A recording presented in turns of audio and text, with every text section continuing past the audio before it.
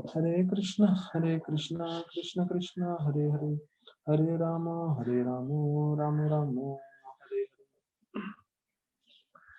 तो सभी भक्तों का स्वागत है आज के भागवत कथा में। तो कल हम देख रहे थे कैसे प्रभुपाद जो हैं वो हरिनाम संकीर्तन जो है वो उधर के टॉम्स्किन स्क्वायर पार्क पे ले जा रहे हैं और वहां पे लोगों को उत्साह दिला रहे हैं जप करने के लिए। तो यहाँ पे देख रहे थे कि प्रभुपाद जो है तकरीबन जो है आधे घंटे तक कीर्तन कर रहे थे और बाकी जितने भी लोग थे उससे काफी प्रभावित हो रहे थे क्योंकि कभी उन्होंने देखा नहीं था अमेरिका में कोई ऐसे पब्लिक में आते हुए कीर्तन करते हुए। हो सकता है उन्होंने कुछ गाना सुना हो, म्यूजिक सुना हो, किसी को गिटार बजाते हुए सुना हो, पर ये हरिनाम संकीर्तन होते हुए जो है वो पहली बार देख रहे थे। तो सब लोग जो है आराम से उधर बैठते थे प्रभुपाद के सामने और आसपास के जगह पे। तो कई लोग सिर्फ सुनते थे, कई लोग तालियां बजाते थे, कई लोग जप करने की कोशिश करते थे और प्रभुपाद के जो मुख्य भक्त थे वो लोग जो है मुख्य रूप से अच्छे से कीर्तन करते थे जिससे बाकी लोगों को भी प्रोत्साहन मिला। तो जितने भी संगीत प्रेमी थे उनको तो ये कीर्तन बहुत ही अच्छा लग रहा था और वो सब अपने जो है अलग अलग उनके जो संगीत के अलग अलग बजाने का उनका पास चीजें थी वो लेकर आ जाते थे। और प्रभुपाद भी जो है कोई नया कुछ तबला लेकर आ गया, या तबला तो नहीं था पर वो कॉन्गो ड्रम था उनके पास, तो वो लेकर आते थे, कोई फ्लूट लेकर आते थे, कोई गिटार लेकर आते थे। तो प्रभुपाद जो है कीर्तन करते करते जब वो किसी को देखते थे कोई नया जो है चीज लेकर आया है तो प्रभुपाद भी उसको प्रोत्साहन देते थे। और प्रभुपाद जो है कीर्तन करते समय उनको भी बोलते थे बजाने के लिए जिससे उनको भी जो है अच्छा लगे और उनको लगे हम भी इस कीर्तन के भाग भाग ले रहे हैं। तो बोलते हैं कि काफी लोग उसके तरफ आकर्षित हो गए और सब लोग जैसे ही सुनते थे प्रभुपाद ने कीर्तन चालू किया है तो वो धीरे धीरे सब लोग उस पर आने लगते थे। तो एक आयरविंग करके एक लड़का था, तो उसको लगा यहाँ तो कुछ आध्यात्मिक हो रहा है और इसका जो है एक अच्छा हमें इसका हम हमें अच्छा लग रहा है। अच्छा लग रहा है मतलब ये बता रहे हैं कि there was some positive vibrations. अब ये पॉजिटिव वाइब्रेशंस का असली हिंदी शब्द जो है बताना मुश्किल है, पर एक उनको लग रहा था कि हाँ यहाँ पे कुछ उत्तम हो रहा है और ये आध्यात्मिक है और इससे हमारा कल्याण होगा। और ऐसे करते हुए काफी लोग जो है जुड़ रहे थे इस कीर्तन में। तो प्रभुपाद जब कीर्तन करते थे तो यहाँ पे वर्णन आ रहा है प्रभुपाद दोनों तरह से कीर्तन करते थे। एक जब प्रभुपाद लीड करते थे और फिर जब सब लोग गाते थे तब भी प्रभुपाद जो है उनके साथ भी गाते थे। तो कई बार बताया जाता है एक साथ में कम से कम 100 लोग आ जाते थे कीर्तन में। देखिए अमेरिका में 100 लोग एक साथ कीर्तन करना ये बड़ी बात है। और उससे जो है प्रारंभ हुआ हमारा इस्कॉन। और फिर बोलते हैं कम से कम उसमें से 1 दर्जन जो है संगीतकार लोग रहते थे। तो ये जो मैंने बताया बोंगो ड्रम रहता था, किसी के पास फ्लूट रहता था, किसी के पास लकड़ी का फ्लूट रहता था, किसी के पास लोहे का बांसुरी रहता था और जो है दूसरे दूसरे सब चीजें कई गिटार लेकर आते थे और सब प्रभुपाद के साथ गाते थे। और पूरे जो है उधर वातावरण में ये जो है कीर्तन का आवाज आने लग गया, हरे कृष्णा कृष्ण कृष्ण हरे हरे, हरे राम राम राम हरे हरे। तो बोलते हैं जैसे कोई ऑर्केस्ट्रा चलता हो तो वैसा होने लगा और जैसे जैसे प्रभुपाद इशारा करते थे वैसे वैसे सारे म्यूजिशियन लोग भी जो है अपना अपना जो है गिटार लेके वो फ्लूट लेके जो है पूरे स्वर में बजाते थे। तो बोलते हैं अ, कितने लोग जो हैं सिर्फ वो कीर्तन सुन के इतने प्रभावित हुए कि उनको लगा कि मुझे जो है इस स्वामी जी को पूरा अपना जीवन जो है अपना जीवन दे देना चाहिए और उनको पूरी तरह से अर्पित करना चाहिए और जैसे वो बोलते हैं मुझे करना चाहिए। तो देखिए प्रभुपाद की शुद्धता थी क्योंकि प्रभुपाद ने अभी 70 साल की उम्र में, जैसे प्रभुपाद खुद बताते हैं कि अ, जब मैं अपने गुरु से मिला 1922 में और अभी ये 66 की बात चल रही है, तो 1922 से 66 मतलब जो है 44 इयर्स हो गए, 44 इयर्स हो गए कुल मिला के अगर देखा जाए तो। और प्रभुपाद का उम्र अभी 70 साल का हो गया है, लेकिन पूरे पिछले 44 इयर्स में प्रभुपाद जो थे, 44 इयर्स बोलेंगे तो प्रभुपाद जब एक नवयुवक लड़के थे तभी वो जो है अपने गुरु महाराज से मिले थे, भक्ति सांस्कृत ठाकुर से, मतलब 26 साल के आप पकड़ सकते हैं, और अभी 70 साल के हैं। तो उन्होंने पूरा अपना जीवन गुरु का आज्ञा का पालन किया, और 70 साल की उम्र तक उनको कभी कामयाबी प्राप्त नहीं हुई, उनको कोई सम्मान भी प्राप्त नहीं हुआ, और ज्यादा किसी ने उनका जो है उनकी कोई प्रशंसा भी नहीं की, और ना ही उनको कामयाबी भी प्राप्त हुई थी। लेकिन इतने सारी असफलता होने के बावजूद जो है वो भक्ति कर रहे थे, और उस भक्ति की शक्ति आप यहाँ देखिए कि वो कैसे जो है लोग उनको देख के, उनका कीर्तन सुन के अपना पूरा जीवन जो है उनको देने के लिए तैयार थे।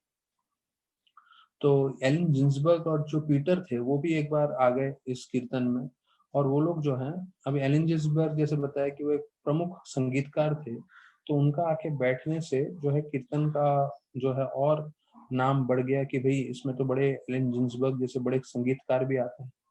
और प्रभुपाद जो है कीर्तन करते समय जो है वो एलन की तरफ देखे और मुस्कुराए। तो देखिए ये छोटी छोटी चीजें हैं, लेकिन प्रभुपाद कितना ध्यान रखते थे। प्रभुपाद को मालूम था ये जो एलन जिन्सबर्ग है ये विशेष है, तो प्रभुपाद कीर्तन के में खास उसकी तरफ आदान प्रदान करते थे। सिर्फ कोई उनके तरफ प्रभुपाद जैसे आचार्य उनकी तरफ देख के मुस्कुराए भी तो एलन को लगता था कि हाँ मैं यहाँ पे आके बैठा हूँ, प्रभुपाद को अच्छा लग रहा है और प्रभुपाद जो है मेरे साथ आदान प्रदान कर रहे हैं। प्रभुपाद जो है जब भागवतम लिखते थे पूरी रात भर, तो होता था कि वो दिन में कभी आधा घंटा रेस्ट ले लें। तो प्रभुपाद स्पष्ट बोलते थे कि जब मैं आधा घंटा रेस्ट ले रहा हूँ, मुझे और जो है डिस्टर्ब नहीं करना, कोई भी आएगा तो मुझे मत उठाना। लेकिन जब जॉर्ज हैरिसन आने वाले थे तो प्रभुपाद ने उनके सर्वेंट हरीशौरी प्रभु को बोला कि जॉर्ज हैरिसन जो है वो काफी प्रमुख व्यक्ति हैं, तो इसलिए जब वो आएंगे तो मुझे उठा देना, और उठाने के बाद जो है उनको सीधा बेडरूम में लेकर आना। और प्रभुपाद बेडरूम में किसी के साथ नहीं मिलते थे, लेकिन जॉर्ज हैरिसन जो है वो इतने प्रसिद्ध व्यक्ति थे, प्रभुपाद उनके लिए जो है अपना शेड्यूल भी डिस्टर्ब करने के लिए तैयार थे। और यहाँ तक कि प्रभुपाद देखिए, प्रभुपाद प्रेम करते थे लोगों से, और विशेष रूप से जो इतना बड़ा योगदान कर सकता है, जो इतना भक्ति बढ़ा सकता है, प्रभुपाद उनके लिए जो है ज्यादा ही याद करते थे उनको और प्रेम करते थे। कि इतना तक कि जब प्रभुपाद अपना शरीर त्यागने वाले थे तो प्रभुपाद अपने हाथ से अंगूठी निकाली और एक शिष्य को दिया और बोला ये जॉर्ज हैरिसन को देना, और उनको बोलना कि प्रभुपाद जी अपना जीवन के अंतिम समय में भी आपको याद कर रहे थे और धन्यवाद बोल रहे थे, क्योंकि आपने इतना भक्ति के लिए मदद किया है, इतना प्रचार किया है। तो देखिए जॉर्ज हैरिसन एक सबसे प्रमुख संगीतकार थे, अभी वो भविष्य में आएगा जब हम लीलामृत चर्चा करेंगे।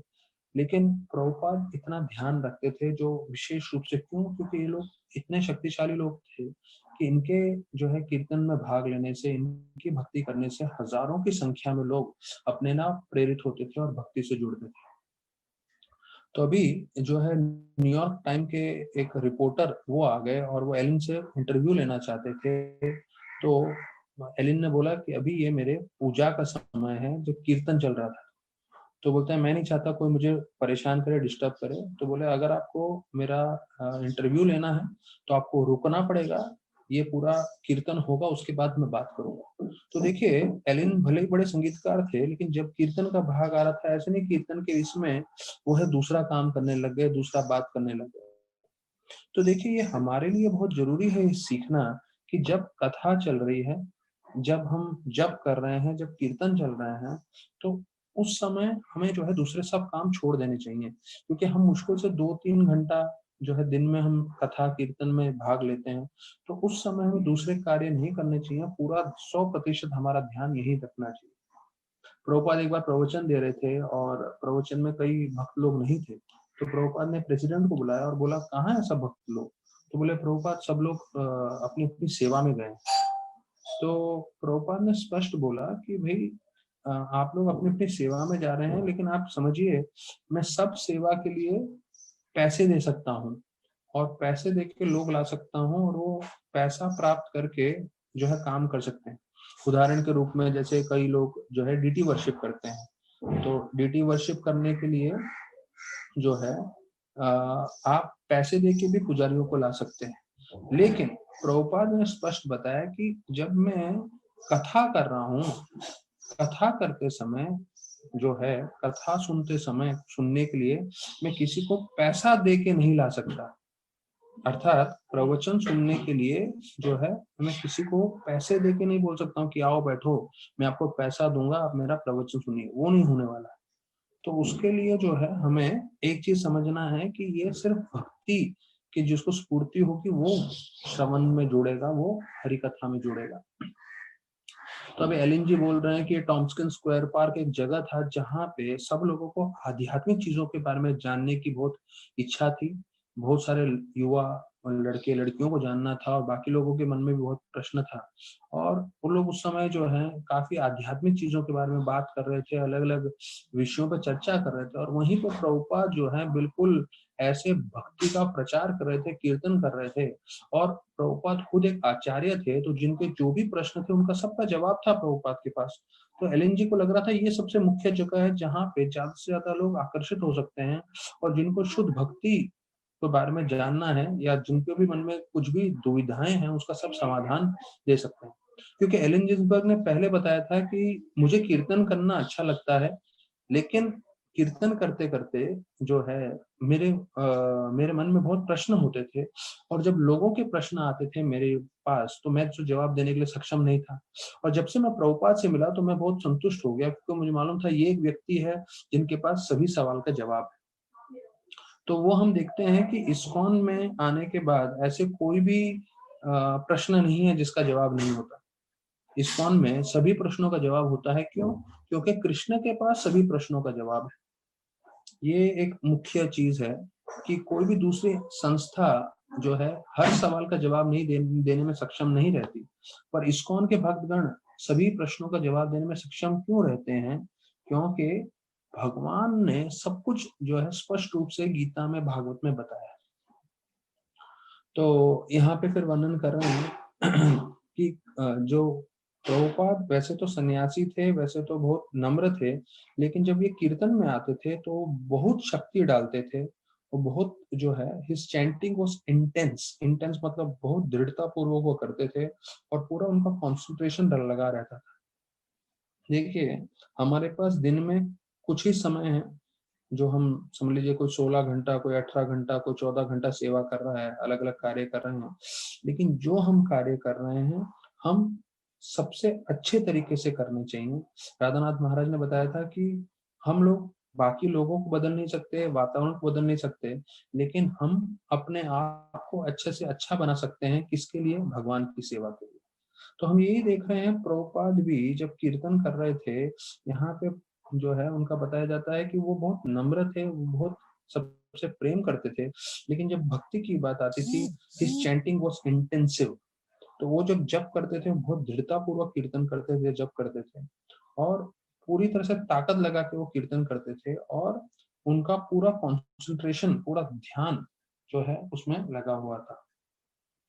तो ये जो है कोई दूसरा योग पद्धति नहीं थी या कोई वो शांति समारोह नहीं था। अब देखिए, बिना अध्यात्म के लोगों का जो है ज्ञान है ही नहीं। जैसे कभी भी कोई सोसाइटी का मीटिंग होता है या कहीं पे भी आप मिनिस्टर या गवर्नमेंट के इधर जाते हैं और वहां पे किसी का देहांत हो गया होगा, तो क्या करेंगे? बोलते हैं इनका देहांत हो गया है, इसलिए हम उनको सम्मान देने के लिए 1 मिनट का मौन रखेंगे। अब पूरी तरह से हम उस बात को जो है सम्मान देते हैं कि भाई वो मौन रख रहे हैं या जो है 1 मिनट वो लोग बात नहीं करते हैं, पर मौन से जो है थोड़ा सम्मान दिया ठीक है, लेकिन वास्तविक रूप में लोगों का कल्याण कब होगा? जब आप उनके लिए कीर्तन करें, भगवान का नाम जप करें। तो 1 मिनट मौन रखने से अच्छा हो बोले चलो 1 मिनट हम उनके लिए भगवान का नाम जप करें, भले ही राम का, कृष्ण का, किसी का भी जप करें, तो उससे ज्यादा कल्याण। तो वो बोल रहे हैं यहाँ पे ऐसे कोई योगा नहीं सिखा रहे थे, ऐसा कोई शांति का साइलेंट मेडिटेशन नहीं बता रहे थे, जोरदार कीर्तन चल रहा था जिसमें सबसे अच्छी बात थी हर कोई भाग ले सकता। तो प्रभुपाद बताते हैं जो हमने भक्ति मार्ग सिखाया है, प्रारंभ किया है, इसमें एक बच्चा भी भाग ले सकता है, एक बूढ़ा व्यक्ति भी भाग ले सकता है, हर कोई भाग ले सकता है। और जितने भी लोग थे वो लोग सब उधर जो है उसको स्वीकार कर रहे थे। यहाँ तक कि जो आइसक्रीम बेचने वाले थे उनको लगा भैया यहाँ पे इतने सारे लोग इकट्ठे हो रहे हैं, तो मेरा तो आइसक्रीम का बिक्री भी हो जाएगा, तो मैं भी यहाँ आ जाता हूँ। तो ऐसे लोग भी आने लगे। तो एक व्यक्ति तो उधर बोलते हैं फ्रैंकिंसंस, फ्रैंकिंसंस फ्रैंकिंसंस मतलब एक तरह का अगरबत्ती था जो मतलब काफी खुशबू और धुआं देता था और इसका बहुत अच्छा खुशबू होता था, तो वो विशेष रूप से लेकर आता था और जैसे कीर्तन प्रारंभ होता था तो कीर्तनियों के बीच में ये रख देता था एक अगरबत्ती के जैसा, तो बहुत अच्छा धुआं और खुशबू आता था जिससे सब लोग प्रसन्न होते थे। अभी प्रभुपाद ने देखा कि सब लोग इसमें भाग ले रहे हैं और सब लोग इसको सुन रहे हैं, ताली बजा रहे हैं, कई लोग गाने की भी कोशिश कर रहे हैं। प्रभुपाद ने अभी अगला कदम उठाया। प्रभुपाद ने इशारा किया अपने भक्तों को, बोला नाचना चालू करिए अभी आप। अब देखिए ये जो संकीर्तन है, संकीर्तन में जो सबसे मुख्य चीज है नाचना, तो वो अभी तक किसी ने देखा नहीं था और प्रभुपाद ने अपने स्टोर फ्रंट में किया होगा, लेकिन अभी यहाँ पे प्रभुपाद पब्लिक के बीच में अपने शिष्यों को बोल रहे थे। अभी वो दीक्षित भी थे, तो सत्राधीश, अच्युतानंद, ब्रह्मानंद, ये लोग सब खड़े हो गए और खड़े होकर सब लोग नाचने लगे और प्रभुपाद ने उनको सिखाया भी था जिसको एक स्वामी स्टेप बोलते हैं। स्वामी स्टेप मतलब दोनों आपके हाथ हवा में होंगे, दाहिना पैर बाएं पैर के सामने, बायां पैर दाहिने पैर के सामने, बारी बारी से। तो ऐसे करते हुए ये लोग सब जो है उनके शिष्य नाचने लगे। तो ब्रह्मानंद सोचने लगे, वो बता रहे हैं यहाँ पे लीलामृत में कि प्रभुपाद ने मुझे बोला कीर्तन करो, तो मैं खड़ा हो गया और वो कीर्तन कर रहे थे। तो मुझे लगा कि अभी मैं बैठ नहीं सकता, अगर मैं बैठ जाऊंगा तो ये अपमान होगा कि प्रभुपाद ने मुझे नाचने को बोला और मैं नाच नहीं रहा हूँ। तो बोलते हैं मैं 1 घंटा नाचता है। तो भक्तों को भी लग रहा था कि भाई प्रभुपाद ने बोला है और प्रभुपाद की बात माननी चाहिए। और जो है प्रभुपाद जो है नाचते हुए सभी भक्तों को और प्रोत्साहन देते थे और उनको जो है बोलते थे नाची नाची। तो बोलते हैं कि कई हिप्पी लोग भी जुड़ गए और वो लोग भी नाचने लग गए और प्रभुपाद चाहते थे जितने लोग हैं सब लोग इसमें भाग लें। तो कीर्तनानंद उनमें से एक ही व्यक्ति था जो धोती पहनना उसने प्रारंभ कर दिया था और वो भी जो है अपना बाल मुंडवा के रखा था उसने। तो वो उसको देख के लग रहा था कि हाँ ये जो है प्रभुपाद का ऑथेंटिक पहला शिष्य है। तो देखिए कीर्तनानंद जो है वो पहले व्यक्ति थे जो धोती पहने बाल मुंडवा के प्रभुपाद के जैसे थोड़े बहुत दिख रहे थे। उनको लग रहा था प्रभुपाद के जैसे उनके शिष्य या प्रभुपाद के जो है युवा रूप में देखना है तो कीर्तनानंद को देख सकते हैं। और फिर बोलते हैं सारे के सारे अलग अलग इंस्ट्रूमेंट बज रहे थे और बहुत अच्छा ध्वनि आ रहा था और ये कई घंटों तक चल रहा था। और पूरा समय जो है प्रभुपाद जो है उनका पीठ जो है बिल्कुल सीधा रहता था और पीठ सीधा करके प्रभुपाद कीर्तन करते थे। अभी हमें मालूम है जब भी हम राधानाथ महाराज का प्रवचन सुनने जाते हैं मंदिर में या कहीं और, प्रभुपाद बिल्कुल जो है पीठ पे कभी टेका नहीं लगाते और बिना टेका लिए जो है पीठ सीधा करके जो है पूरा प्रवचन देते हैं। अभी 70 साल के हो गए हैं और आखिरी 50 साल में जिन भक्तों ने भी उनको देखा है सब उन्होंने देखा है कि वो हमेशा पीठ पूरी तरह से सीधा रख के वो प्रवचन देते हैं। तो जैसे वो प्रवचन करते हैं हम में से कोई भी नहीं कर सकता, क्योंकि उन्होंने इतना योगा किया हुआ है या उनका इतना जो है शरीर इतना तपस्या पूर्ण है कि वो ऐसा कर सकते हैं। तो वैसे ही हम देख रहे हैं कि प्रभुपाद भी वैसे ही कीर्तन करते थे। तो फिर प्रभुपाद जो है एक बार 4 बजे कीर्तन हुआ उसके बीच में खड़े हो गए और खड़े होके प्रभुपाद जो है सबको धन्यवाद देने लगे। अभी प्रभुपाद प्रवचन स्टार्ट कर दिए इस कीर्तन के बीच में और प्रवचन के जो है बीच में कीर्तन के बीच में प्रवचन बोले और प्रवचन में बोले पहला तो उन्होंने धन्यवाद दिया सभी भक्तों का और फिर धन्यवाद देने के बाद जो है वो बोलने लगे कि ये जो कीर्तन है 500 साल पहले चैतन्य महाप्रभु जो बंगाल में आए थे तो उन्होंने इस चीज का जो है शुरुआत किया। और हरे का मतलब है भगवान की शक्ति और कृष्ण और राम का मतलब है सर्व आकर्षित भगवान जो संपूर्ण रूप से सबसे उत्तम आनंद प्राप्त कर सकते हैं। तो ये उसका हरे कृष्ण और राम का मतलब है, ऐसे करके बताए। और फिर प्रभुपाद ये भी बोले कि हमारा जो है प्रवचन होता है जो है स्ट्रीट पे जहाँ पे उनका स्टोर फ्रंट था, और वो बोले कि आप लोग सबको हम न्योता देते हैं कि आप लोग वहां पर आइए, प्रवचन सुन सकते हैं। तो बोलते हैं कि प्रभुपाद जिस पेड़ के सामने खड़े रह के ये प्रवचन दिए, उसका शायद फोटो भी अवेलेबल है। कभी हो सकता है हम भविष्य के प्रवचन में आप लोग को वो फोटो भी दिखाएं। प्रभुपाद टॉम्सन स्क्वायर पार्क में खड़े रह के पेड़ के पीछे जो है एक बड़ा ओक का पेड़ था, उसके सामने खड़े रह के प्रवचन दिए कि कैसे ये महामंत्र जो है चैतन्य महाप्रभु ने बंगाल में हम सबको दिया था, और इसको जप करने से हमारा उद्धार हो सकता है, और आप लोग हमारे कथा में भी आइए।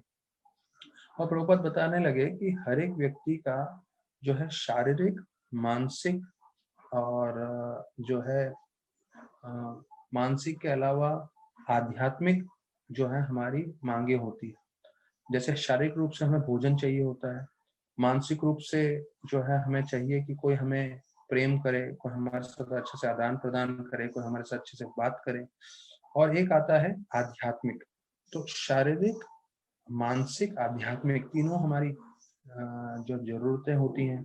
और बोलते हैं जो हरे कृष्ण महामंत्र है वो आपकी आध्यात्मिक इच्छाओं को पूरी तरह से पूरी कर सकता है, और आपके शारीरिक और मानसिक इच्छाएं भी संपूर्ण रूप से जो है पूरी हो सकती हैं अगर आप इससे जुड़ जाते हैं तो।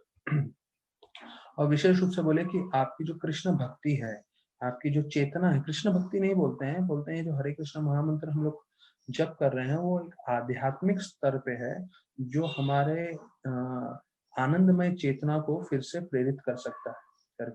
तो ऐसे फिर धन्यवाद किए प्रभुपाद, और फिर जो है प्रभुपाद बैठ गए और फिर वापस से कीर्तन करने लगे। तो वो यहाँ पे वर्णन आ रहा है कि 1893 में चिकागो में जो है वर्ल्ड पार्लियामेंट में विवेकानंद ने जो है विवेकानंद स्वामी जी ने प्रवचन दिया था, तो उसमें कभी कीर्तन नहीं आया था।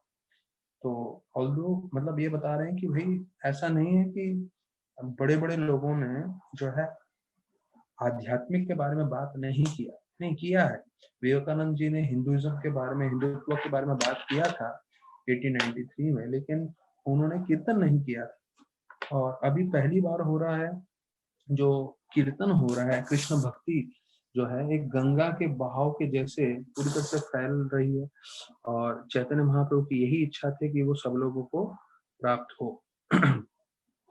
तो बोलते हैं चैतन्य महाप्रभु और उनके गुरु महाराज दोनों की इच्छा थी कि सभी लोगों को भक्ति मिले। तो हो सकता है कई ब्राह्मण वर्ग ऐसे होंगे जिनको लगेगा अरे इन लोगों के पास नहीं जाना चाहिए क्योंकि ये लोग मांसाहार करते हैं या लोग चरस गांजा लेते हैं। पर प्रभुपाद जो है भागवतम को फॉलो कर रहे थे, और भागवतम में स्पष्ट रूप से बताया गया है कि कोई किसी भी जाति का हो, किसी ने कोई भी पाप किया हो, लेकिन वो नाम जप कर सकता है, और नाम जप करके उसका उद्धार हो सकता है। तो ये किराट हुनिंद्र पुलिंद पुलकस अभिरत संभव, ये वाला एक श्लोक आता है श्रीमद् भागवतम में, जो बतलाता है कि कोई किसी भी जाति का हो, कोई किसी भी वर्ग का हो, लेकिन वो इससे जुड़ सकता है और उसका पूरी तरह से उद्धार हो सकता है। तो प्रभुपाद को ये चीज मालूम था, और इसलिए प्रभुपाद जो है भक्ति का प्रचार कर रहे थे। तो एक भक्त का प्रश्न आया था कि वो पूछ रहे थे कि आपने बताया है कि 100 नाम अपराध करने से हम जब हरि नाम करते हैं तो हरि नाम में ध्यान नहीं लगता, फिर 1000 नाम अपराध करते हैं तो जो है हमारे 4 नियम पालन नहीं होते, और जब 10,000 नाम अपराध करते हैं तो हम लोग नाम जप ही नहीं कर पाते हैं। तो हमें इन चीजों को कैसे समझना है, क्योंकि हम लोग ने कल पद्म पुराण के एक श्लोक में ये भी सुना कि भाई हम हम नाम करते समय अगर अपराध भी कर रहे हो तो हमें रुकना नहीं चाहिए, हमें जो है जप करते रहना चाहिए, और जप की इतनी शक्ति है कि वो अपराधों से हमें मुक्त कर देगी। तो देखिए इसका सार ये है, हमें जो समझना है कि भाई हो सकता है कि हम भक्ति करते समय गलतियां कर रहे हो, लेकिन उससे हमें विचलित नहीं होना है। शायद हो सकता है किसी का कोई नियम में उल्लंघन हो रहा हो, किसी का हो सकता है कुछ किसी ने गलती से अपराध कर दिया हो, वैष्णव अपराध किया हो या सेवा अपराध किया हो, या अलग अलग तरह से गलतियां हो सकती हैं, पर उससे हमें रुकना नहीं है, हमें नाम जप करते रहना है, हमें भक्ति करते रहना है। देखिए, हमारे पास कोई दूसरा मार्ग नहीं है, कोई दूसरा उपाय नहीं है। जो हमें भक्ति मार्ग मिला है उसी से हमारा शुद्धिकरण है होने वाला है, तो हमें इसको पूरी तरह से अपने जीवन में पकड़ के चलना है। तो ये जो है अभी इसके साथ हम 25वें श्लोक पे कल हम लोगों ने छोड़ा था, तो वहां पे हम अभी चर्चा करते हैं भागवतम के। तो इंद्र जो है वो बार बार पृथु महाराज के घोड़े चुरा रहा है। क्यों? क्योंकि वो द्वेषी है। और प्रभुपाद बताते हैं भौतिक जगत ऐसा है, यहाँ तक कि आप स्वर्ग के राजा बन जाओ, उसके बाद भी आप द्वेष करोगे। मतलब अगर हमें लग रहा है कि हमें काम है, क्रोध है, द्वेष है, तो ये मत सोचिए कि स्वर्ग लोक में नहीं है। स्वर्ग लोक के जो राजा हैं, देवता हैं, इंद्र, उनमें भी ये सब अवगुण है। और बोलते हैं उसके कारण उन्होंने अलग अलग सन्यास का वेश धारण किया। और जो है हमने चर्चा किया कि कई सन्यासी जो है जिनको आध्यात्म का ज्ञान नहीं है, लेकिन फिर भी वो सन्यासी बने फिरते हैं और जो है प्रचार करते हैं। और उसके फिर हम लोग श्लोक में देखा कि कैसे भागवतम के पहले स्कंद में बताया गया है कलयुग के लोगों का 6 अवगुण क्या है। कल हमने सुना कि वो प्रायण अल्प आयुष्य, उनका जीवन छोटा रहेगा। कलो, कलो मतलब वो झगड़ा करेंगे हमेशा, कलयुग के लोग। मंद, हमेशा आलसी रहेंगे और उनको मार्गदर्शन करने के लिए कोई सही नहीं मिलेगा। और उनका भाग्य भी मंद रहेगा और वो हमेशा विचलित रहेंगे। ये 6 अवगुण हमने कल विस्तार पूर्वक देखे थे। और प्रभुपाद बता रहे थे कि अगर कोई भी अपना अच्छा स्वास्थ्य रखना चाहता है तो उसे सरल सिंपल फूड खाना चाहिए, सरल खाना खाना, भोजन प्राप्त करना चाहिए और रेगुलर हैबिट्स रखने चाहिए। और प्रभुपाद बोले उपद्रता, विचलित होने का कारण है टीवी और स्पेशली पिक्चर, सिनेमा और स्पोर्ट्स और स्मोकिंग, ड्रिंकिंग वगैरह वगैरह। तो ये भागवतम के वाक्य हैं, तो हम इसको पूरी तरह से स्वीकार करेंगे तो हमारा जीवन हमेशा सक्षम रहेगा और हम हमेशा संतुष्ट रहेंगे। तो बोलते हैं असली धर्म मतलब क्या है, यहाँ पे प्रभुपाद बता रहे हैं असली धर्म एक ही है। क्या है वो? भगवान को शरणागत होना। तो ये जो है हम सिखा रहे हैं कृष्ण भावनामृत में, हरे कृष्ण संस्था में, कि कृष्ण के आश्रय होना है। और फिर बोलते हैं दूसरे जितने भी ये सब धर्म के बारे में बोल रहे हैं वो सही नहीं है। और कई लोग जो है धर्म के नाम पे अलग अलग चीज बता रहे हैं जो गलत है और लोगों का गलत मार्गदर्शन कर रहे हैं। धर्म मतलब सिंपल भाषा में प्रभुपाद बताते हैं भगवान की भक्ति करना। और ये धर्म सबके लिए लागू होता है। तो प्रभुपाद तो यहाँ भी बोलते हैं, हमने इंट्रोडक्शन ऑफ गीता में पढ़ा था कि कोई हिंदू मुस्लिम बन जाएगा, कोई मुस्लिम क्रिश्चियन बन जाएगा, कोई क्रिश्चियन हिंदू बन जाएगा, तो ये धर्म की परिभाषा नहीं है। धर्म मतलब हमारा वास्तविक स्वरूप जो आप बदल नहीं सकते। कोई रिलीजन चेंज कर सकता है पर धर्म को चेंज नहीं कर सकता जो है। और अपना हम सबका असली धर्म क्या है? जीवरस स्वरूप होए कृष्ण नित्य दास। हम सबका स्वरूप है भगवान का नित्य दास बने रहना, उनकी सेवा करना। तो यहाँ पे फिर अगले श्लोक में वर्णन आ रहा है कि पृथु महाराज तो सबसे शक्तिशाली थे, तो वो तुरंत अपना जो है धनुष बाण लिए और वो इंद्र को मारने के लिए तैयार हो गए, क्योंकि वो इतने गलत गलत अधर्मों का प्रचार कर रहे थे। तो प्रभुपाद बताते हैं जो राजा होता है, राजा का कर्तव्य बनता है कि कुछ भी अधर्म की चीजें हो तो उसको सहन ना करे, अधर्म का तुरंत विनाश करे। और बोलते हैं कि उनके पद चिन्ह पे चलते हुए जो भगवान के प्रतिनिधि हैं वो भी अधर्म की चीजों को प्रोत्साहन नहीं देते। जहां भी कुछ अधर्म का कार्य होता है उसको तुरंत रोक देते हैं। तो जैसे अधर्म के कार्य क्या है? यहाँ मांसाहार हो रहा है, जुआ खेल रहे हैं, अवैध स्त्री संग पुरुष संग हो रहा है और नशा पान हो रहा है, तो ये सब अधर्म की चीजें। प्रभुपाद बताते हैं लेकिन कलयुग का प्रभाव ऐसा है कि सबके सब जो है बोलते हैं कि अभी हमारा जो देश है या हमारा शहर है वो सेक्युलर हो गया। सेक्युलर मतलब हम किसी धर्म को पालन नहीं करेंगे और फिर ये सब अधर्म के कार्य बढ़ते जाते हैं। इसके लिए प्रभुपाद बता रहे हैं कि हर जगह परिस्थिति बिगड़ते जा रही है और मानव समाज जो है बिल्कुल एक नर्क के समान बन गया है। प्रभुपाद के शब्द हैं 26वें श्लोक के आखिरी लाइन में कि क्योंकि हम जो है धर्म का पालन नहीं कर रहे हैं, हम भक्ति नहीं कर रहे हैं, इसलिए मानव समाज किसके समान हो गया है? नर्क के समान।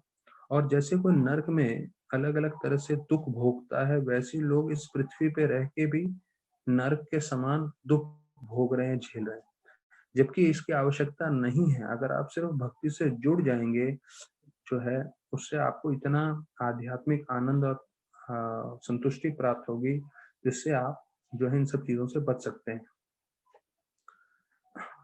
तो फिर जब सब ब्राह्मणों ने देखा कि पृथु महाराज क्रोधित हो गए हैं और वो इंदिरा को मारना चाहते हैं, तो सब उनसे प्रार्थना करने लगे कि आप इतने महान आत्मा हैं, आपको शोभा नहीं देता कि आप इंद्र को मारे।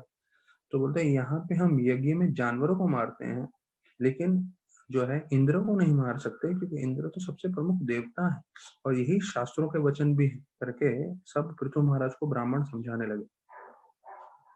तो प्रभुपाद बताते हैं कि अगर आप विष्णु को प्रसन्न करना चाहते हैं यज्ञ में, जो यज्ञ का मूल स्वरूप है, तो उसमें आप किसी को थोड़ी मार सकते हो, और विशेष रूप से इंद्र को तो बिल्कुल भी नहीं।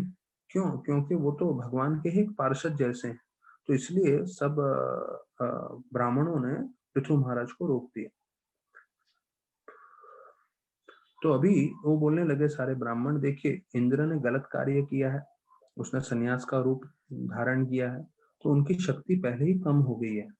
तो हम लोग एक काम करते हैं, हम लोग मंत्रों की शक्ति से उनको यहाँ बुला लेते हैं और फिर उनको चाहिए तो अग्नि में डलवा देंगे और उनका अंत कर देंगे। तो ये ब्राह्मण उनको पृथु महाराज को बोलते हैं।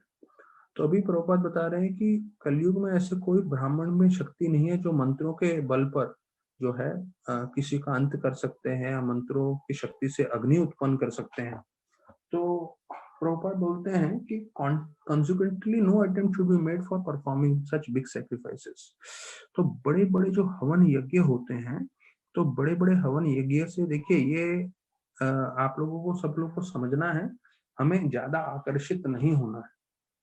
क्या है, कोई हम लोग जब भागवत कथा करते रहते हैं तो उनको लगता है हाँ ये क्या कर रहा है, जूम पे थोड़ा कथा चल रहा है, या जप कर रहे हैं हम लोग सुबह को, या थोड़ा कीर्तन कर रहे हैं, तो हमें लगता है ये सब आम चीजें। और जहां कहीं देखेंगे 10-15 ब्राह्मण लोग हैं जो संस्कृत के ऐसे ऐसे बड़े बड़े श्लोक बोल रहे हैं जो किसी को समझ में नहीं आ रहा है, और बड़ा यज्ञ चल रहा है, बड़ी अग्नि की आहुति चल रही है, और बड़ा पंडाल लगा हुआ है, ये वो सब हो रहा है, तो हमको लग रहा है ये यज्ञ है। प्रभुपाद स्पष्ट बता रहे हैं कलयुग में कोई यज्ञ काम करने वाला नहीं है, आपको सिर्फ संकीर्तन यज्ञ करना है। और वही लिख रहे हैं, in this age only the sacrifice recommended is sankirtan movement. तो जो संकीर्तन में जो हम भाग ले रहे हैं वही सबसे उत्तम है, और उसको छोड़ के हमें कोई भी दूसरे तरह के जो है यज्ञ और उस सब चीजों में, समारोह में जो है हमें ज्यादा आकर्षित नहीं होना है। और कम से कम मानसिक रूप से हमें पूरी तरह से मान लेना है कि कलयुग की शक्ति है संकीर्तन में, भले ही वो हम हरि कथा करें, हरि नाम करें, लेकिन वो शक्तिशाली है, बड़े बड़े हवन और यज्ञ नहीं। तो जैसे ही ब्राह्मणों ने राजा को ऐसा निर्देशन दिया, तो और ऐसा बोलते हुए जो है वो लोग जो है क्रोध वेश में आके मंत्र उच्चारण करने लगे, जिससे वो लोग इंद्र को बुला सके और उसको भी जो है अग्नि में डाल सके। तो उसी समय ब्रह्मा जी वहां प्रकट हो गए और बोले क्या कर रहे हैं आप लोग, और उन्होंने तुरंत जो है यो यज्ञ ही रुकवा दिया ब्रह्मा जी ने आके। और ब्रह्मा जी आके बोले कि भाई आप लोग इंद्र को नहीं मार सकते, वो इंद्र जो है स्वर्ग लोक के राजा हैं, और ये आपका कर्तव्य नहीं है, ये आपका कार्य नहीं है। मतलब पृथु महाराज को अश्वमेध यज्ञ करना था, उनका काम थोड़ी है इंद्र को मारना। और इंद्र कौन है? जो है वो देवता है सबसे बड़े, तो उनका मारने का कर्तव्य आपका नहीं है। तो बोलने लगे इंद्र पूर्ण पुरुष भगवान के समान है, और वो बहुत शक्तिशाली हैं।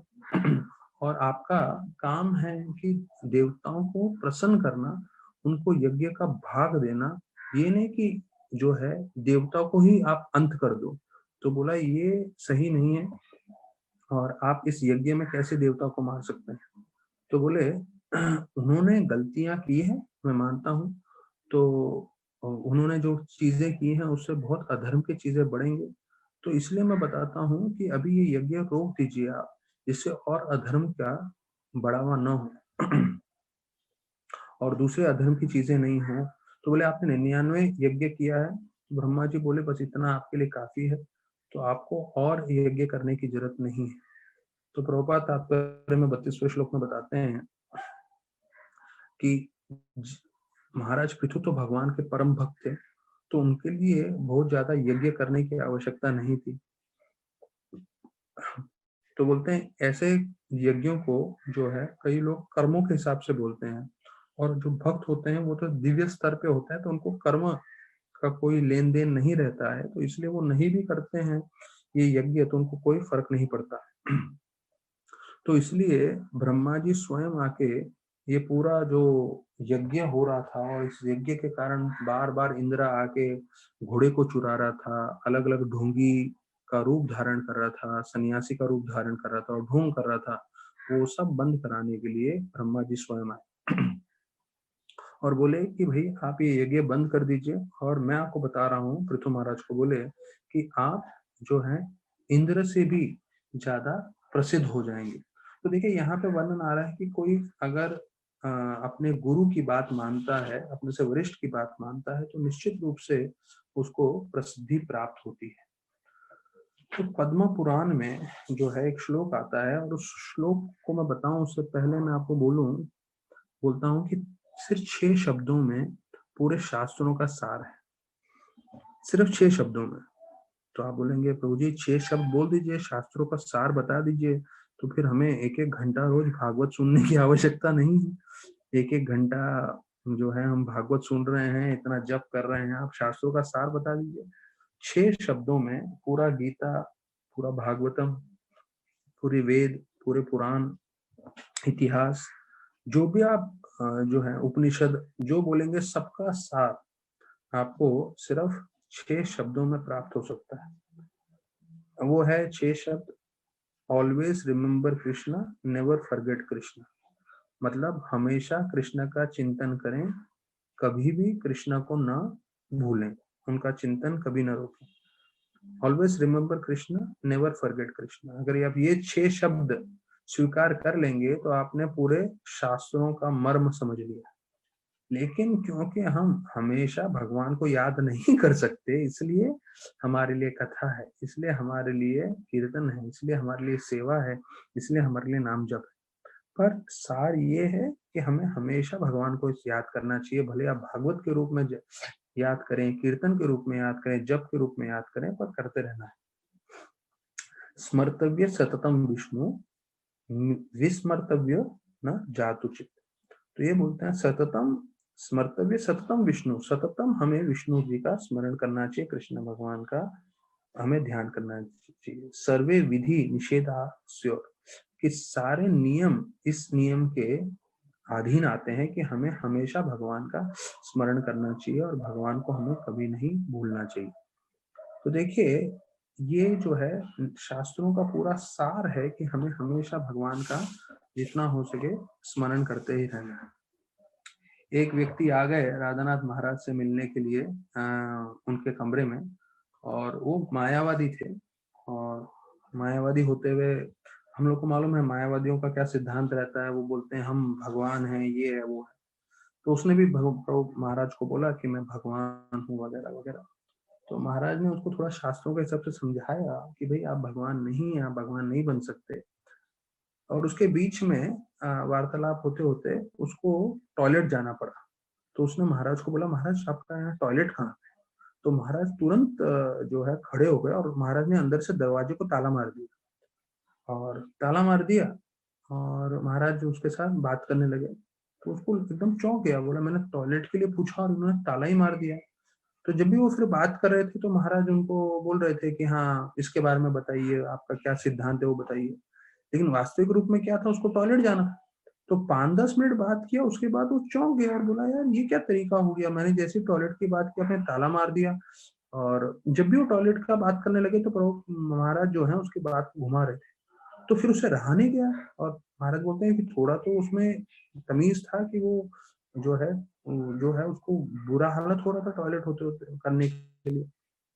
तो महाराज बोले अच्छा तुम भगवान हो, तो भगवान तो पूरे दुनिया को नियंत्रण करता है, तो तुम अपना जो है तुमको पेशाब आ रहा है तो उसको तुम नियंत्रण नहीं कर सकते क्या?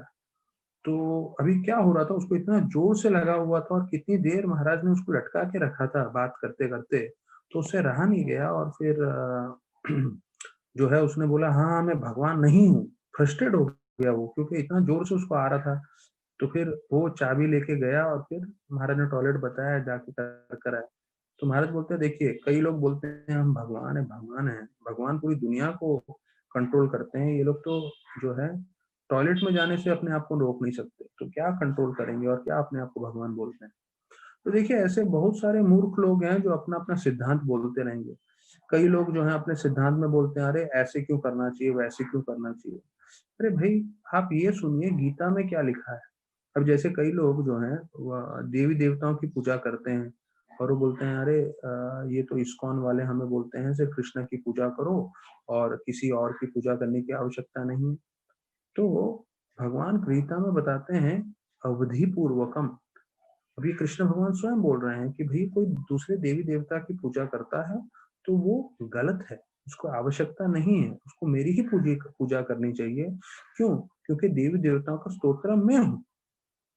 अभी जो है ये चीज नहीं सुन के हम अपनी धारणा से अपने विचार बताते रहेंगे, अपने विचार के हिसाब से जीवन व्यतीत करेंगे। आप कर सकते हो लेकिन आपको लाभ कुछ नहीं मिलने वाला है, क्योंकि लाभ आपको तभी मिलेगा जो कृष्ण भगवान ने बताया है, आप वो अपने जीवन में अपनाएं। तो हम सबको ये समझना है कि बहुत सारे लोगों के बहुत सारे विचारधाराएं, हमें उनका सुनना है या कृष्ण भगवान ने जो गीता में बताया है हमें वो सुनना है। तो अगर हम कृष्ण भगवान का सुनेंगे हम हमेशा संतुष्ट रहेंगे, आनंदित रहेंगे। और दुनिया भर के लोगों का आप सुनते रहोगे तो देखिए दुनिया की क्या हालत की है। पूरा कोरोना वायरस जो ऐसा बोलते हैं ना कहर होता है, कहर, तो ये प्रकृति का कहर है सभी लोगों के ऊपर। आप प्रकृति में प्रदूषण कर रहे हैं, प्रकृति का भोग कर रहे हैं, तो प्रकृति भी जो है आपके साथ आदान प्रदान करती है। तो ये कहर कर दिया है जिसमें पूरी की पूरी दुनिया में लोग जो है तकलीफ में है, परेशानी में। तो हमें जो है आध्यात्म में भगवान का सुनना है, उससे हम संतुष्ट रहेंगे, आनंदित रहेंगे, अपना कल्याण करेंगे, दूसरों का भी कल्याण कर सकते हैं। तो अभी ब्रह्मा जी आगे उनको बताते हैं कि आपके लिए और इंद्र के लिए, आप दोनों जो है भगवान के अंश हैं, तो इसलिए आपको इंद्र पे जो है क्रोधित नहीं होना चाहिए, उनको आप क्षमा कर दीजिए, ऐसे करके बोल रहे हैं। तो क्षमा करना एक बहुत महत्वपूर्ण चीज है। तो एक भक्तों को हमेशा ये ध्यान रखना है कि क्षमा हमें हर कार्य में करना चाहिए, चाहे कुछ भी परिस्थिति आ जाए तो हमें हर पल क्षमा करने की शक्ति रखनी चाहिए। क्योंकि क्रोधित होके, गुस्सा होके लड़ाई झगड़ा जैसे मैंने बताया कोई भी कर सकते हैं, पर क्षमा करना बहुत जो है मुश्किल है। तो अभी देखिए आध्यात्म में जैसे हम कार्य करते हैं, तो जैसे प्रभुपाद बताते हैं कि प्रभुपाद ने ऐसा मार्ग हमारे लिए बनाया है जिसमें से प्रभुपाद ने सारे कांटे हटा दिए। जैसे रास्ते में हम चलते हैं तो कांटे होते हैं या पत्थर कंकड़ होते हैं जो लगते हैं कई बार, तो प्रभुपाद ने हमारे लिए ऐसा कार्य किया है, एक ऐसा रास्ता बना दिया है कि हमें उस पे से चल के जाना है और उसमें कोई कांटे नहीं है, कंकड़ नहीं है, बस हमें चलना है। धाव्य निमिल्ल मात्रेण न स्खलेत न पठेति वा। 11वें स्कंद भागवतम में बताते हैं कि आप इस मार्ग पे आंख बंद करके भाग भी सकते हो और ना आप फिसलोगे ना आप गिरोगे। मतलब ये आध्यात्म इतना शक्तिशाली मार्ग है कि अगर आप एक बार इसमें जुड़ गए तो आप सार्थकता पहुंच ही जाओगे। तो हमने प्रभुपाद का प्रवचन सुना गीता के ऊपर। प्रभुपाद बोलते हैं अजामिल एक समय में अच्छा भक्त था, भक्ति कर रहा था। फिर जो है वो अजामिल एक वैश्य के संग में आया। वो जंगल में जा रहा था लकड़ी लेने के लिए और वहां पे उसने देखा एक शूद्र व्यक्ति एक वैश्य के साथ आलिंगन कर रहा है, उसके साथ भोग कर रहा है। तो जब हम छठे स्कंद में आएंगे भागवतम में तब और विस्तार में पूरी कथा सुनेंगे। तो उसने वो दृश्य देख के उसका मन विचलित हो गया। तो प्रभुपाद बोल रहे थे कि अजामिल जैसा एक नवयुवक था जो एक वैश्य को देख के विचलित हो गया। और प्रभुपाद बोलते हैं आज की तारीख में जितना भी सिनेमा हो रहे हैं और जितना भी हम लोग जो है इंटरनेट के द्वारा ऐसे बहुत सारे अश्लील चीजों की ओर जो है लोग देखते हैं, तो उससे इस कारण प्रभुपाद बताते हैं हजारों लाखों की संख्या में भी अजामिल लोग हैं। लेकिन प्रभुपाद ने बताया क्योंकि अजामिल ने पहले भक्ति की थी, तो कृष्ण भगवान ने अंतिम समय में उसको अपने साथ जो है ले गए, उसका उनको भगवत धाम जो है लेके गए। तो वैसे ही अगर हम भी भक्ति करेंगे तो भले ही हमारा कुछ भी अनर्थ हो, हमारे कुछ भी गलतियां हो, तो हम भी जीवन सार्थक प्राप्त करेंगे, लेकिन उसके लिए भक्ति में जुड़ना है। और फिर भक्ति में जुड़ने के बाद हमें अच्छे से आध्यात्म रूप से कार्य करते रहना है। तो देखिए, एक बार ये श्री संप्रदाय में जो है बताया जाता है एक भक्त किसके समान है। हाँ, तो ये भक्त किसके समान है, तो हम लोग सब भक्ति कर रहे हैं, तो वो हमें जानना है कि भक्त किसके समान होते हैं। तो एक अनंत आचार्य करके हैं, और वो श्री संप्रदाय के आचार्य हैं। वो बताते हैं एक बतख के समान होता है भक्त, एक मुर्गे के समान होता है भक्त, और एक नमक के समान होता है। तो जो शिष्य को बताया उन्होंने, तो वो शिष्य समझ नहीं पाए। अनंत आचार्य ने जो सिखाया उनको, तो वो पराशर भट्ट जो दूसरे आचार्य थे उनके पास गए और बोले ये क्या मतलब बताया कि एक भक्त जो है बगले के समान होता है, मुर्गे के समान होता है और नमक के समान होता है। तो फिर पराशर भट्ट ने उनको समझाया कि देखिए, जो बगला बगला होता है, जिसको आप डक बोलते हैं या ये बोलते हैं, क्रेन क्रेन क्रेन बोलते हैं अंग्रेजी में। वो पानी में जो है खड़ा रहता है और वो बहुत सारी छोटी छोटी मछलियों को जाने देता है, और रुका रहता है रुका रहता है, और जैसी बड़ी मछली आती है तो तुरंत चोंच मार के पकड़ लेता है। तो वैसे ही जो भक्त होता है वो छोटी मोटी चीजों के प्रति आकर्षित नहीं होता, उसका ध्यान पूरा कृष्ण भक्ति की ओर लगा रहता है। तो जब भी छोटी मोटी चीजें जीवन में हो रही है, उतराव चढ़ाव हो रहा है, तो उससे वो प्रभावित नहीं होता। लेकिन जैसे ही कृष्ण भक्ति के बारे में बात आती है, तो तुरंत जैसे वो क्रेन होता है, जैसे वो पंछी है, वो तुरंत चोंच डाल के वो बड़ी मछली को पकड़ लेता है। तो उसी प्रकार से जो भक्त होता है, जब भक्ति की बात आती है तो तुरंत वो सामने आके उत्तेजित होकर भक्ति करता है। दूसरा उदाहरण दिया कि एक भक्त जो है मुर्गे के समान है। तो बोलते हैं मुर्गा जो है पूरे कुछ कचरे में से भी चावल के दाने ढूंढ के निकालता है, या जो खाने के कण है वो ढूंढ के निकालता है कचरे में से भी और खा लेता है। तो वैसे ही भक्त जो है भले ही दुनिया में बहुत अवगुण है, पर वो अवगुण की तरफ नहीं देखता, सब जो है बुरी चीजों की तरफ नहीं देखता और उससे प्रभावित नहीं होता, और वो शुद्ध भक्ति पे जो है उसका ध्यान लगा रहता है। तो अभी भी हम देखते हैं कलयुग में बहुत सारा अवगुण है, पर जो भक्त होता है वो अवगुणों की तरफ नहीं देखता, और वो भक्ति में ही उसका मन लगाए रखता है, और दूसरे लोगों को भी यही प्रोत्साहन देता है कि वो गलत चीजों की तरफ ध्यान न दें और अच्छी चीजों की तरफ ध्यान रहते हुए वो प्रसन्न रहे। फिर उदाहरण दिया जाता है भक्त नमक के समान है। तो नमक का क्यों उदाहरण दिया गया है? देखिए, जब भी हम भोजन करते हैं, भोजन करने के बाद हम बोलते हैं अरे भोजन बहुत स्वादिष्ट था। हम कभी भी ये नहीं बोलते अरे नमक बिल्कुल बढ़िया था, नमक ज्यादा भी नहीं था, कम भी नहीं था, नमक बहुत बढ़िया था आपके भोजन में। शायद हम में से कोई भी नमक करके नहीं बोलता है ऐसा। हाँ, लेकिन अगर नमक ज्यादा हो जाए तो तुरंत बोलेंगे अरे क्या गड़बड़ कर दिया भाई, खाने में आपने नमक ज्यादा डाल दिया। या बिल्कुल नमक नहीं हो तो हम बोलते हैं भैया नमक ला के दो, थोड़ा हम नमक मिलाना चाहेंगे। तो देखिए, नमक एक ऐसी चीज है जिसके बिना भोजन पूरा नहीं हो सकता। लेकिन जब नमक सही मात्रा में पड़ता है तो नमक बिल्कुल दिखता नहीं है। उसका स्वाद जो है अच्छा लगता है, लेकिन नमक का स्वाद नहीं आएगा, आपको भोजन का स्वाद आएगा। तो जब पराशर भट्ट ने बोला एक भक्त नमक के समान है, इसका मतलब ये है कि एक भक्त जो है कभी भी किसी के सामने नहीं आना चाहता, कभी भी वो जो है अपने आप को बारे में ज्यादा प्रशंसा नहीं करना चाहता, लोगों के बीच में अपना बड़प्पन नहीं करना चाहता, वो पीछे रहना चाहता है। जैसे नमक दिखता नहीं है लेकिन उसके बिना खाना अधूरा है, तो उसी प्रकार से बोलते हैं भक्त के बिना जो है हम लोग का जो है भक्ति के भक्त जो है एक नमक के समान है, और नमक जो है वो दिखता नहीं है, पर उसका होना बहुत जरूरी है। तो उसी प्रकार से हमें है कि हम लोग को भी एक नमक के समान रहना, दिखना नहीं है पर हमें अपना कार्य करते रहना है। तो फिर यहाँ पे जो है आगे बता रहे हैं कि ये ब्रह्मा जी बोल रहे हैं कि आपको जो है यज्ञ करने के लिए ज्यादा उत्तेजित मत होइए। हाँ, और मैं जो बता रहा हूँ मेरे शब्दों को आप सम्मान दीजिए। बोलते हैं अगर कुछ भी हमारे जीवन में हो रहा है और वो हमें समझना चाहिए कि ये भगवान की इच्छा है, उनके कारण हो रहा है।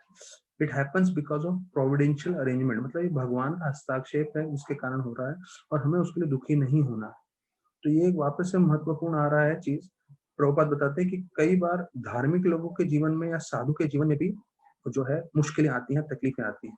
तो ये हमें समझना चाहिए कि भगवान के द्वारा ये भेजा गया है और हमें इससे विचलित नहीं होना है, और उसको ज्यादा से ज्यादा सुलझाने की भी कोशिश नहीं करनी चाहिए कि जो भगवान भेज रहे हैं उसको स्वीकार करिए और हमें अपनी भक्ति पे पूरी तरह से ध्यान देना है। तो भगवान कृष्ण ने भी हमें बताया है, प्रभुपाद 34वें श्लोक में बोल रहे हैं, प्लीज आप लोग जो भागवतम लेके बैठे हैं आप लोग इसको नोट कर सकते हैं कि यही चीज जो है 34वें श्लोक में भी बताया है प्रभुपाद ने कि कृष्ण भगवान भी इसी चीज से, इसी तरह से हमें मार्गदर्शन कर रहे हैं और बोल रहे हैं कि हमें सहनशील रहना चाहिए, हमें विचलित नहीं होना। देखिए हमारा तकलीफ क्या है, हमारी मुसीबत क्या है, सामने वाले कोई तकलीफ, सामने वाले जो गलती कर रहे हैं वो बड़ी तकलीफ की बात नहीं है, हम उसको सहन नहीं कर पाते हैं, वो हमारी तकलीफ की बात है। जैसे मैंने पहले प्रवचन में उदाहरण दिया था, ये उदाहरण बहुत अच्छा है हमें समझने के लिए कि एक होटल में जो है कॉकरोच उड़ के एक लेडी के ऊपर आके बैठ जाता है। तो कॉकरोच आने के कारण वो इतनी विचलित हो जाती है कि वो जो है पूरा अपना थाली गिरा देती है और टेबल उल्टा हो जाता है, एकदम जोर से चिल्लाती है, चीखती है, जिससे पूरा का पूरा जो वो होटल था, रेस्टोरेंट था, वो पूरे उनकी तरफ देखता है। और फिर वही कॉकरोच जो है उड़ के वेटर के कंधे पे जाके बैठता है, और वेटर जो है चुपचाप शांति से होटल के बाहर जाता है, दरवाजा खोल के, और अपने कंधे से उस कॉकरोच को गिरा देता है और चुपचाप अंदर आ जाता है। तो देखिए दोनों के लिए कॉकरोच था, पर एक व्यक्ति ने कॉकरोच के सामने कैसी प्रतिक्रिया की और दूसरे व्यक्ति ने कैसी प्रतिक्रिया की। जो वो औरत थी वो इतनी जोर से चिल्लाई, इतनी जोर से चीखी, उसने प्लेट गिरा दिया, उसने टेबल उल्टा कर दिया, और दूसरा व्यक्ति ने बिल्कुल जो है कुछ उसके सामने प्रदर्शन नहीं किया, चुपचाप बाहर गया, फेंक दिया। तो वैसे ही हमारे जीवन में भी अलग अलग तरह के कॉकरोच आने वाले हैं, या कॉकरोच रूपी परिस्थिति आने वाली है। दो तरीका है, या तो हम चिल्लाएंगे, चीखेंगे, गुस्सा होंगे, क्रोधित होंगे, या तो फिर दूसरा तरीका है चुपचाप सहन कर लेंगे। तो यहाँ प्रभुपाद बता रहे हैं we should tolerate things instead of becoming agitated. तो ये हमारा जीवन का उद्देश्य होना चाहिए कि परिस्थिति कुछ भी आए, हमें अपना संयम नहीं खोना है, हमें अपना मन पूरी तरह से भगवान में लगाए रखना है, भक्ति में लगाए रखना है, सेवा में लगाए रखना है, और जो भी उस समय के लिए हमें कार्य करना है वो हमें कर लेना चाहिए।